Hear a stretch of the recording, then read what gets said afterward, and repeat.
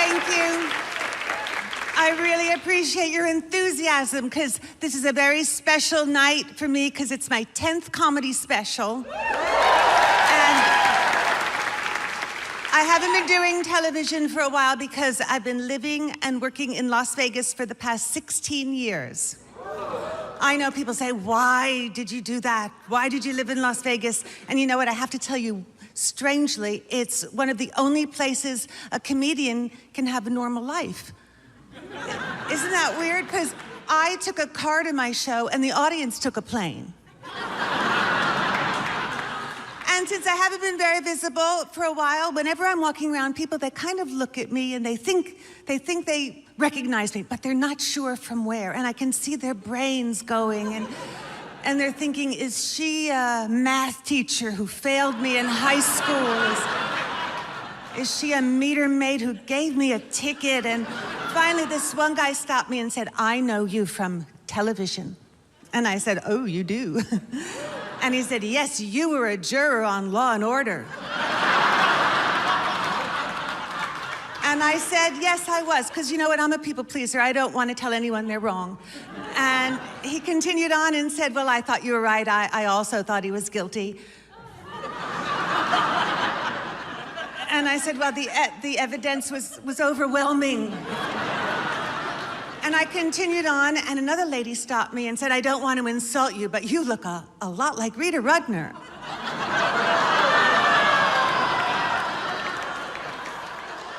What do you say to that? I said, well, I'm not. I was a juror on Law and Order.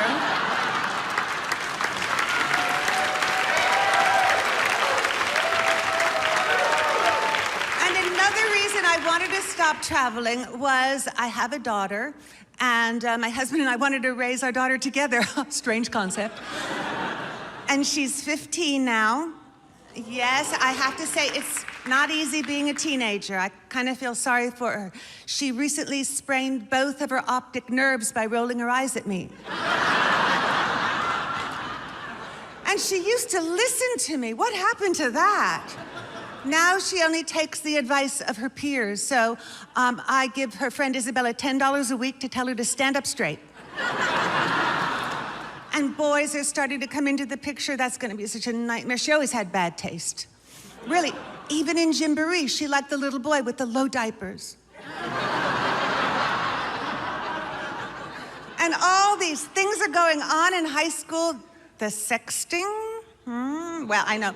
But it's hard to tell someone not to do something when you've done it yourself. Well, it was a long, long time ago, and it was on an Etch-a-Sketch. But I'm trying to not make the same mistakes my parents made. They were so overprotective. Oh my gosh, my tricycle had 7 wheels, you know, and a driver. My parents wouldn't even push me on the swing. They'd just sit me on the swing and run back and forth and say, it looks similar to this. And you can't protect a child. Things happen out in the world. Her name is Molly, so let's call her Molly.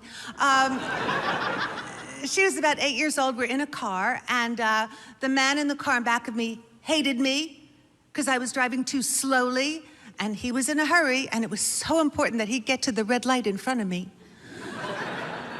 And he starts honking at me and couldn't stand it anymore. And finally he came alongside of me and gave me the finger in the window. Is that terrible? I know, and Molly saw it. And she said, Mommy, why did Daddy make that sign at you?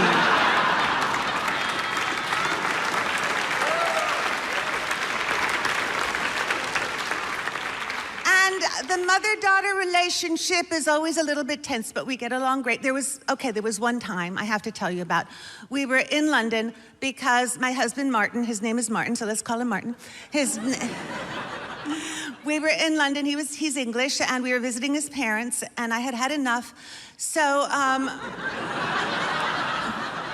I decided to take Molly on a little trip to France and to Germany, do some sightseeing, and they check your passports very carefully when you're going through the border because they want to make sure you're not kidnapping a child.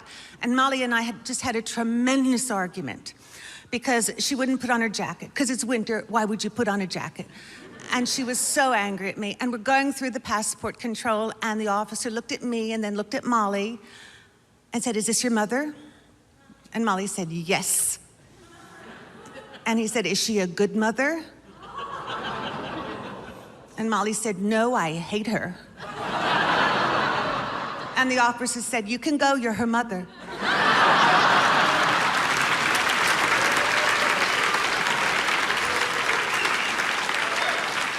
But time is going past so quickly, she's growing up. I remember when her favorite game was hide and seek. It was my favorite game too, because I didn't look for her right away.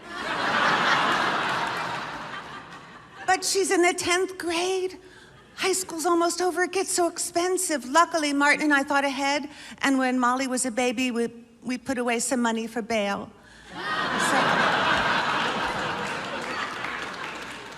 What am I gonna do the day she leaves the house? It's gonna be excruciating. I was talking to my friend Cindy about it, and she said, "You know what, Rita, don't worry, because college is only 4 years, and then they come home and they live with you for the rest of their lives."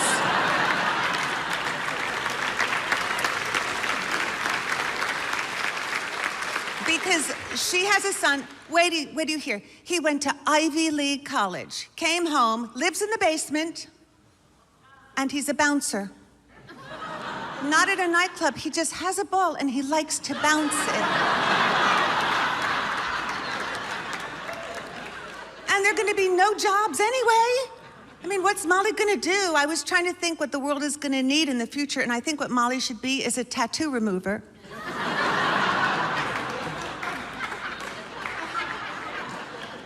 Because a lot of people are going to be happy with the decisions they made in their youth. And some people are gonna say, you know, I like French toast. I don't know why I seared it into my forehead. And there's so many things I don't understand about young people. Maybe you can help me. I don't understand the clothes. Young boys' clothing is getting looser and lower. Young girls' clothing is getting tighter and higher. Saw a young couple crossing the street. He was wearing a blanket. She was wearing a blindfold. Here's something I'll never understand, the pierced tongue. And I think strange things. I can't stop myself. Like, if they take it out and then they eat soup, does it fall through the hole? And it's always young people who go into body piercing. I might have figured this out. I think it's because they haven't experienced a lot of pain in their lives yet. You never see a 90-year-old person wake up and say, "You know what I'd like to do today? Just as a present to myself. Punch a hole in a tender organ."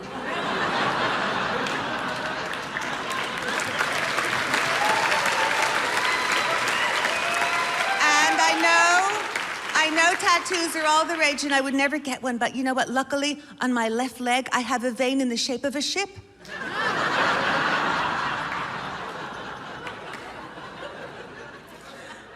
I don't understand the music. Madonna's music used to be shocking, but you know what it is now? It's elevator music. I was in an elevator, I heard "Like a Virgin, touched for the very first time." What's elevator music gonna be like in 30 years? Got something itching in my pants and it's swinging to and fro. But I can't scratch it, my shorts are too low. For your enjoyment, that was performed by the Mormon Tabernacle Choir. And I am an older mother. I have to tell you, we adopted Molly because, well, okay, I'll tell you, because women, we always tell strangers intimate details about our lives. We do. And I tried to get pregnant, but I couldn't. And it turned out that when I was younger, I'd made some mistakes.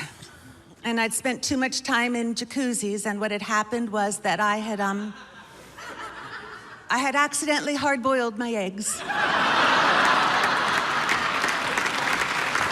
So sad.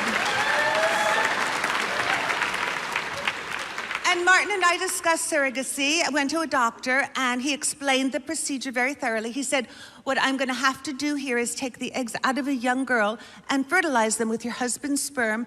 And Martin said, "Wait a second, why do you have to take the eggs out?"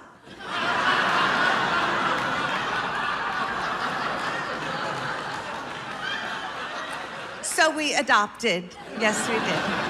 And And I used to worry about being an older mother, but you know what? You can share things with your child that you can't share when you're younger. I remember that very special day when we both lost some teeth at the same time. And that very first picture she drew of me, I said, Molly, I love it. It's so special. Maybe next time you could draw Mommy's breast just a little higher. That'd be nice. There are other reasons it's good to be an older mother.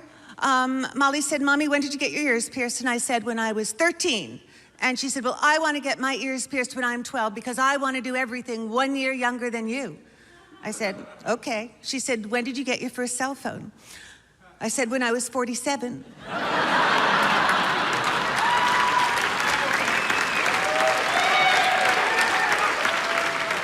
And now she doesn't need a mother because she has a phone. And Siri, who lives in the phone, is very smart, much smarter than her mother. I'm not too fond of Siri. Let me tell you what Siri did to me. The first thing Molly did was ask Siri who is Rita Rudner. And Siri said, Rita Rudner is a comedian who was born September 17th, 19. I said, turn Siri off now. But she didn't, and Siri kept talking. And Siri said, Rita Rudner was born September 17th, 1953.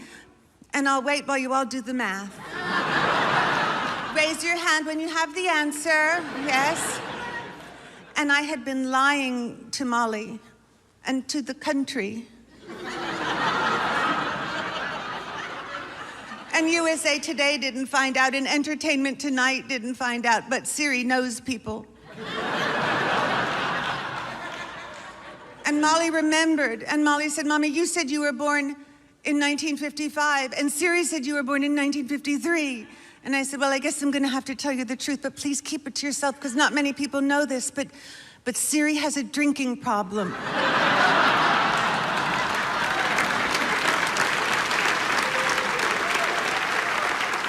Another reason it's good to be an older mother is I watch my friends make mistakes. I don't make them. They take their kids to Disneyland.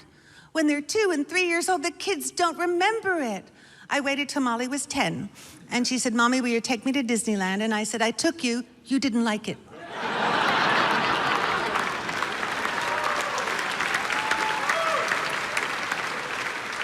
And now they're learning about the world in school. She asked me about terrorists, and oh gosh. I said, all I know about terrorists is they know they're doing something wrong. Otherwise, they wouldn't cover their faces while they were doing it. When men do something they're proud of, they very rarely want to remain incognito. Here's something I've never seen. Touchdown.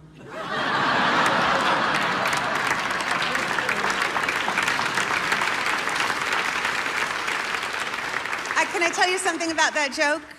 Okay, here's the backstory to the joke. I used to do it about the KKK, but then they marched in Charlottesville, and they took off their sheets. Not only did they disgrace America, they ruined my joke. And they said we took our sheets off because we wanted everyone to see we're not scary, we're good-looking people. And I had a look at the footage, and maybe they should put the sheets back on. And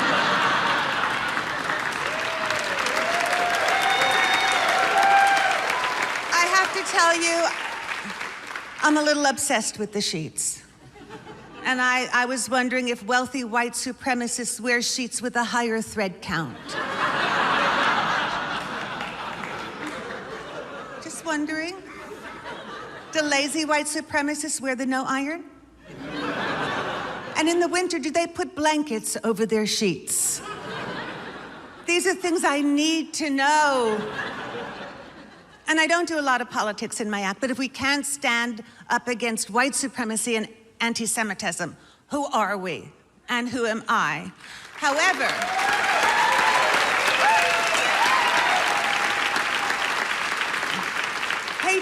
hatred is another story, because I've hated. I've hated. I hated my neighbor, not because of race or skin color, he was just a creep. And he was inconsiderate, and he used to have pool parties till 3 a.m. in my pool. And my dad hated too, but he kept his hatred confined to our family. My dad hated his sister and didn't talk to her for about 40 years. And my dad wasn't well, and I knew he was going to pass away. And I said, "Why do you hate Aunt Sylvie?" And you know what he said? "I can't remember." Yeah, so before he died, I got them together, and they were able to talk. And I was so happy that I did, because before my dad died, he was able to remember why he hated her.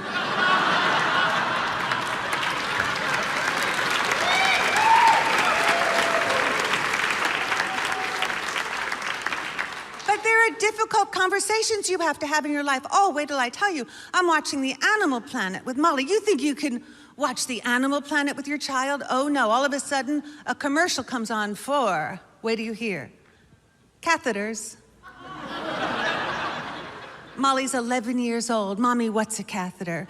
And I wanted to say, "Why don't you ask Siri? Siri knows everything," but I didn't. I said, "It's my job, I'm her mother." And I said, "Molly, sometimes when people get older, they didn't come out, but I tried again. And I said, "Molly, sometimes after an operation, you seem to Oh, it was so difficult. But finally, I said, "You know, Molly, a catheter is a thermometer for cats."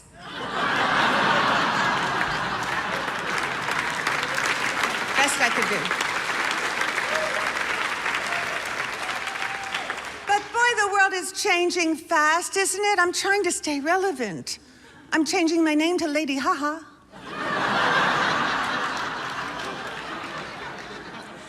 And I'm not sure if you can tell by just looking at me, but I've Ubered. Yes, I have Ubered. It wasn't easy for me to Uber. All my life, my parents said, "Never get into a car with a stranger." Now what I do is I wait on a dark street corner for a sketchy car to pull up, driven by a total stranger, and I get in, and I tell them where I live. Appliances are getting so intuitive. I tell you what happened. I was in an airport, and I went into the ladies' room, and I went into one of those stalls, and I closed the door behind me, and you know what happened? The toilet flushed. And just for a second, I thought, maybe I'm wrong. Maybe I already went.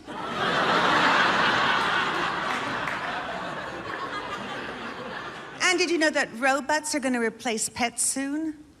I know that's going to be such a difficult conversation. How am I going to tell my dog she's out of a job? And why do I have to follow everything? I was in a drugstore. I saw a little box of X-Lax.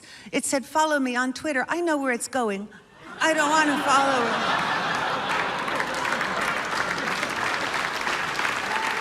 And you can't just buy things anymore. People want so much information. I bought a frying pan. The sales lady said name, address, phone number, zip code, email. I said, "Can I ask you something?"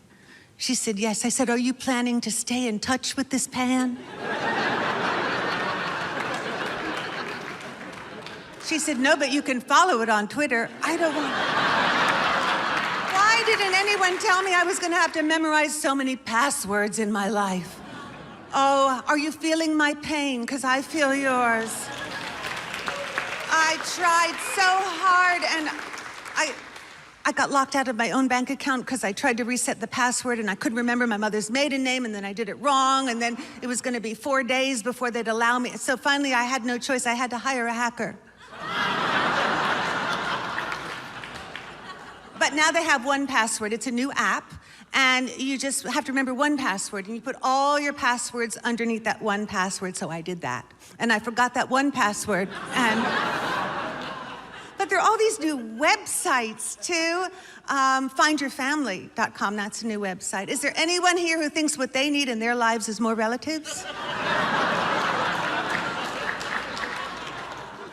And I did try that one where you find your ancestors, and I'm not sure how valid it is, but I did the thing, you spit in the envelope and you send it in, and the results were kind of interesting. You know what? It turns out my great-great-grandfather is SpongeBob SquarePants. Who knew?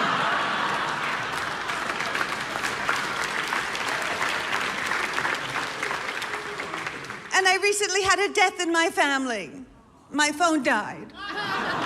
And that's your best friend. Your phone is your best friend now. And it just went dead. And everyone says, turn it off and on again. And so I said, I can't do that. So I called the hotline, and 20 minutes later, I talked to someone in India who said, Deb, you turned it off and on, And I said, well, it's already off, so I can't turn it off. And if I could turn it on, I wouldn't be having this conversation. So I made a Genius appointment at the Genius store with one of the Genius people. And I guess all the geniuses were in Genius school that day, because I got a teenager with blue hair and a ripped t-shirt. But he was a teenager and he was a genius, and that's why he didn't say turn it off and on again.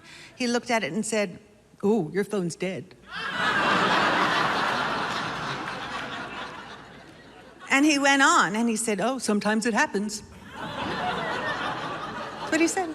Then he asked me, "Did you back it up on the cloud?" And I said, "No." And he said, "Well, why not?" And I said, "Because I'm 64 and I have no idea what you're talking about."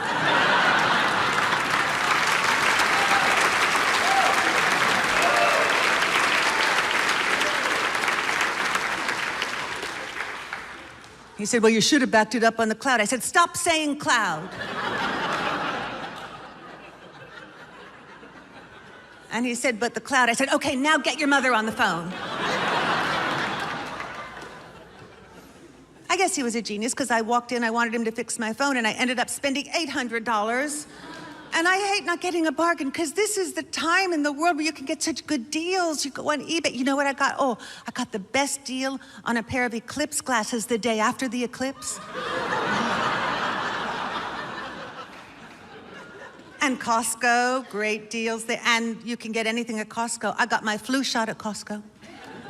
Had to get 32 of them.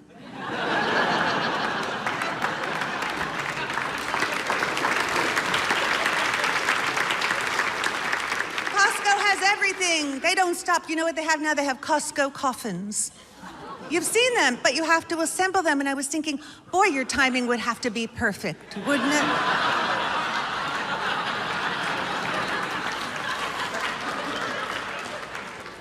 Whenever I leave a store lately, they always ask me the same question. Did you find everything okay?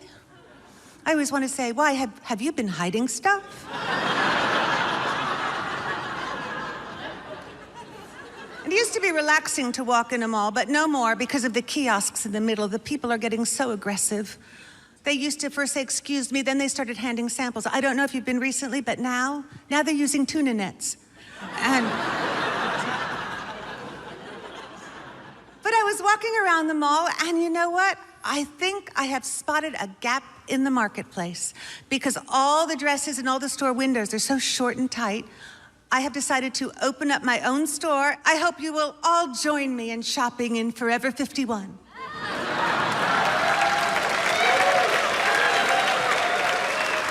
Oh, it's gonna be fantastic. We're gonna have long sleeve bathing suits. And all the size 12s are gonna be marked size 4. Shopping malls are everywhere now, even in airports. It's like they're not like malls. And I was walking at a layover in one of those airports, and you know what? There was a luggage store in the airport, and I was thinking, who buys luggage in an airport? That must be the ultimate procrastinator.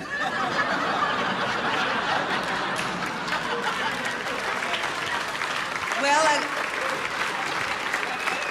I got my clothes, getting ready to get on the plane. Okay, I guess I'll buy a suitcase. I can't save money. But money managers, they don't have very good track records. Some of my friends were talking. One of my friends said, "I gave my money manager $10,000, he lost it all." And my next friend said, "I gave my money manager $10,000 and he lost half of it." And my next friend said, "He sounds good, what's his name?" Everything. It's getting real expensive. I've noticed restaurants, and oh my gosh, I can't order anything market price. Let me warn you, those lobsters have very high opinions of themselves. But Martin and I went to one of these celebrity chef restaurants for our anniversary.